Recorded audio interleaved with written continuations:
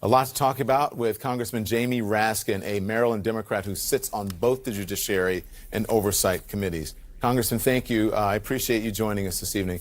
The president won't let Don McGahn testify. Happy to be with you, Don. Absolutely. So the president won't let McGahn testify. Barr was a no-show today.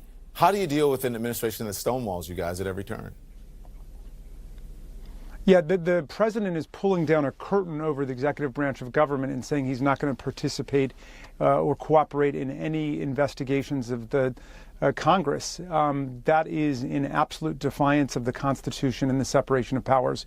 The Supreme Court determined long ago that it's an essential power of Congress to engage in inquiry and to engage in investigations, both so we can see how current laws are working and also how we can see how new laws would work, and also so we can superintend the executive branch to make sure that it's not filled with corruption and fraud and abuse. So the president is acting in contempt of Congress. The Attorney General is acting in contempt of Congress, and they have forgotten the proper order of things in our Constitution. Under Article 1, we are the lawmaking branch. We represent the people. The president's core job is to take care that the laws are faithfully executed, not thwarted, not frustrated, and certainly not violated, but that's what they're doing. The Democrats wanted committee attorneys to ask questions to Barr. That Barr wasn't cool with that, and then he refused to testify. So here's the question. Did Chairman Nadler's strategy backfire because you were left with an empty chair today? Oh, that was a sideshow, Don. They would have found any reason not to come today.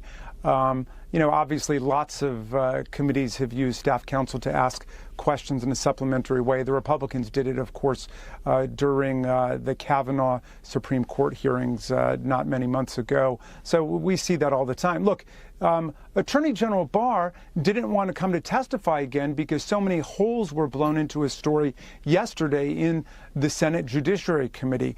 His whole alibi is falling apart, and the public is looking at the difference between the things that he said about the actual Mueller report and the things that are in the Mueller report as people finally get a chance to read it and see it. For example, they've been repeating the absurd Trump talking point, no collusion, when on page 2 of the Mueller report, Mueller says we don't address the colloquial question of collusion, which is a distraction from the real issue, which is did we find enough criminal evidence to charge conspiracy, which they had not, although they found dozens or hundreds of contacts, of course, between Trump campaign officials and people from the Russian government and people representing, other Russian interests, as in the Trump Tower meeting. Well, Congressman, let me get this question in because I have to, let's talk about tone here and optics, because your colleague, Congressman Steve Cohen, mocked Barr as a chicken by munching on some KFC.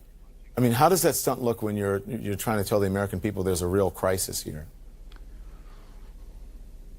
Yeah, look, I mean, what our focus has got to be on is the fact that we have a president who has converted the government of the United States into a money-making operation for himself, his family, and his business, and seems to think that anything goes in terms of lying to the American public. I think the Washington Post just said the president's lies went over 10,000.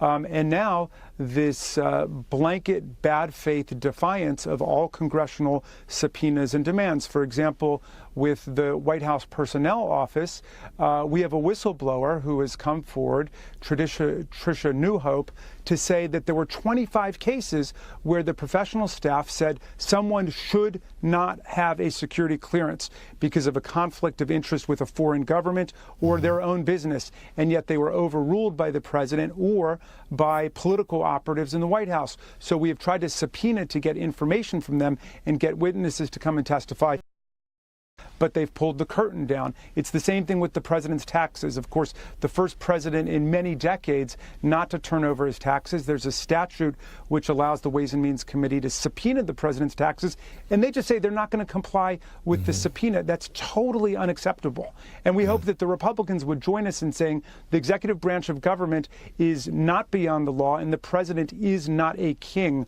under our constitutional system.